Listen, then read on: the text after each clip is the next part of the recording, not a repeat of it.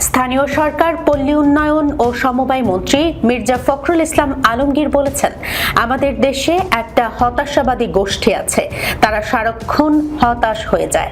তারা বিভিন্নভাবে সমাজকে অস্থির করে রাখতে চায়। তারা ছোটখাটো ইস্যু নিয়ে গোলযোগ সৃষ্টি করতে চাইছে। এদের থেকে সাবধান থাকতে হবে। আমরা কেউ চাই না দেশে আর কোনো গোলযোগ হোক।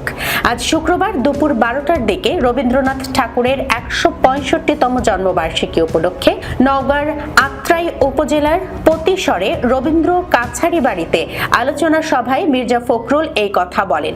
সংস্কৃতি মন্ত্রণালয় ও নওগাঁ জেলা প্রশাসন আয়োজিত অনুষ্ঠানে তিনি প্রধান অতিথি ছিলেন। মির্জা ফখরুল বলেন, জুলাইয়ে আমাদের সন্তানেরা সবাই মিলে যে লড়াইটা করলো, আমরা একে বলি জুলাই যুদ্ধ। পরিবর্তন এসেছে, নতুন নির্বাচন হয়েছে, মানুষ নতুন সরকারের প্রতি আশা নিয়ে আছে। যারা ফ্যাসিস্ট ছিল তারা দেশটাকে ধ্বংসের দিকে নিয়ে গেছে, অর্থনীতিকে বিদেশে লুটপাট করে নিয়ে গেছে, ব্যাংকগুলোকে লুটপাট করেছে, প্রশাসনকে ধ্বংস করে দিয়েছে। এর বিরুদ্ধে লড়াই করেই আমরা আজ এই অবস্থাতে এসেছি। অনেকেই চেষ্টা করছে এই পরিবর্তনকে ভিন্ন খাতে প্রবাহিত করতে।